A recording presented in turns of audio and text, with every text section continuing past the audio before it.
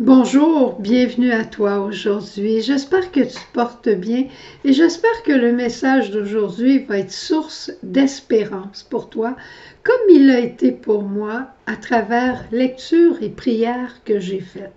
C'est le fruit de cette prière et de cette lecture que j'aimerais te partager. Depuis lundi, nous avons commencé à faire la lecture de l'épître de Saint Paul aux Romains.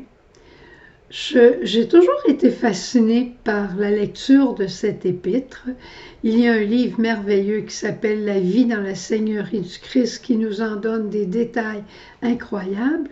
Et aujourd'hui, je me suis arrêtée à une introduction que j'ai beaucoup aimée. Au fond, là, en gros, Saint Paul, il nous montre que le chemin du chrétien est un chemin de conversion. Il parle de sa propre expérience. Et il voit que ce n'est pas que la loi et que la loi qui peut nous arriver à vivre une harmonie intérieure. Nous sommes faits pour vivre une harmonie, une unité, une communion intérieure à nous, parce que Dieu, Trinité, qui est parfaite communion, vit dans notre âme. Mais si ce n'est pas par la loi, si ce n'est pas en faisant des actes de piété, comment allons-nous arriver à cette unité intérieure? C'est la miséricorde. Et c'est ce qu'il fera dire à Paul, « Lorsque je suis faible, c'est alors que je suis fort, parce que repose sur moi la grâce de Dieu. » Alors c'est à peu près ça le parcours de Paul. Maintenant, on va voir ça dans un peu plus de détails. J'espère que ça ne sera pas trop long, mais j'espère surtout que le Seigneur va pouvoir rejoindre ton cœur à travers ce message aujourd'hui. Tu connais des personnes qui vivent avec des addictions. Vivre avec une addiction, c'est comme être en guerre en soi, tout le temps. On vit comme dans une contradiction continue, une polarité douloureuse. Je fais ce que j'aime et je n'aime pas ce que je fais. Je n'aime pas qui je suis et je n'aime pas ce que je fais. Une personne qui a un problème d'alcoolisme, elle aime boire et en même temps elle déteste qu'est-ce que ça fait quand elle boit. Hein? C'est ce déchirement intérieur. Cette guerre intérieure qui est en soi, elle finit par sortir vers l'extérieur.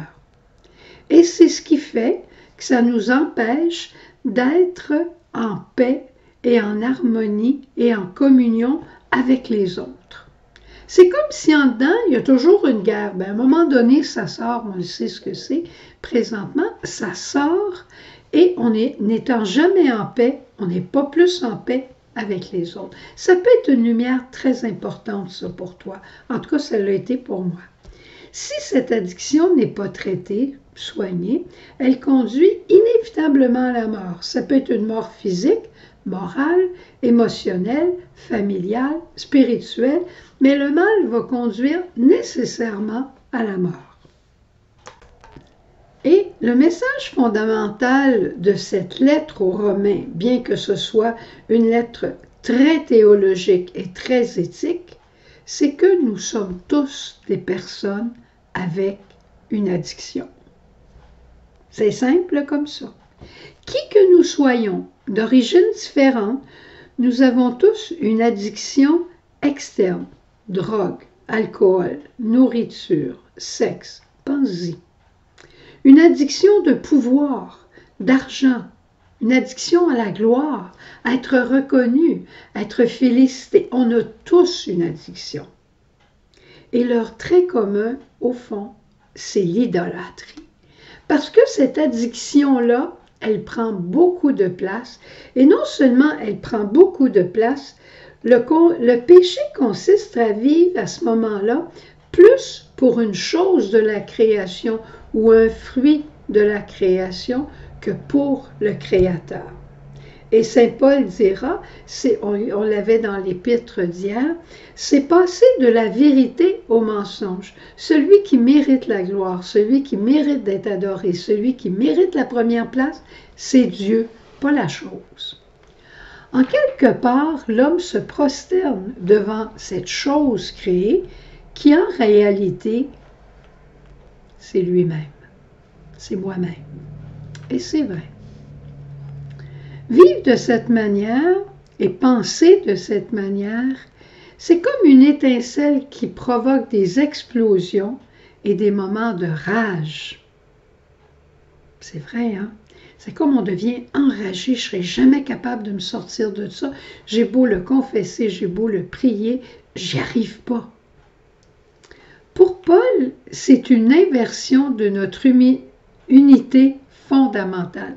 Un peu comme je te disais tout à l'heure, nous sommes créés à l'image de Dieu Trinité et nous faisons une inversion. Au lieu de laisser l'unité et la communion de Dieu vivre en nous, nous faisons notre propre communion et notre propre unité sous l'influence du péché et ça ne fonctionne pas. Dans le péché, la dimension trinitaire, c'est je, moi, nous. Et eux, ils se battent ensemble. Je veux une chose et moi, je m'y oppose. Alors, qu'est-ce que fait nous? Il nous regarde, puis il dit, vous avez raison tous les deux. Menteurs. C'est ça. C'est la guerre intérieure.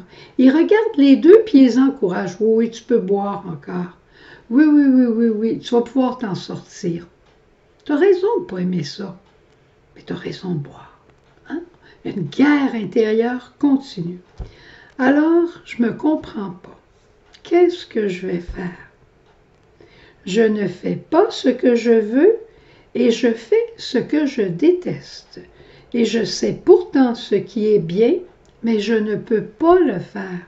Il faut arriver à un moment donné à le voir. Car je ne fais pas le bien que je veux et je fais le mal que je ne veux pas. Comment se fait-il que j'ai le pouvoir de faire le mal et que je n'ai pas le pouvoir de m'y arrêter? Comment se fait-il? Eh bien, si on désire la guérison, le premier pas de la guérison, de la conversion, c'est admettre que j'ai un problème. Admettre que j'ai un problème d'addiction et que c'est vrai. Et ensuite, s'ouvrir à Jésus, Sauveur, Rédempteur. Il est l'unique antidote au poison de l'addiction ou du péché. Jésus, Sauveur, Rédempteur. Il est la puissance plus grande que moi, seul capable de me guérir et seul capable de mettre à mort le péché en moi. Tu veux que je répète? Le seul antidote pour cette addiction, c'est Jésus, Sauveur, Jésus, Rédempteur, celui qui a pris sur lui toute cette addiction et qui me rend la vie en liberté filiale. Toute la mission de Saint Paul, surtout dans la lettre aux Romains, est de nous exhorter à faire confiance à Dieu qui est Sauveur, qui nous a créés et sauvés par amour. Alors, Père, merci de nous avoir aimés au point de nous avoir voulu de vivre de cette communion, de cette paix intérieure. Et c'est en retrouvant cette paix intérieure que je pourrai vivre en paix avec les autres. Grâce à la douce miséricorde de Jésus. Le Christ miséricordieux que tu sais que j'aime au point de vue jusqu'à dire que j'adore, ce Christ miséricordieux, c'est le Christ mort, ressuscité pour moi et pour toi. Le Christ mort qui a pris sur lui ton addiction et qui te rend la vie par sa résurrection. Espère, fais-lui confiance et va le rencontrer. Va le rencontrer particulièrement au fond de ton cœur, mais surtout dans les sacrements que nous offre son corps mystique qu'est l'Église. Au revoir, bonne journée, bonne libération. Et je prie Marie qu'elle t'accompagne dans cette démarche. Au revoir. Jésus,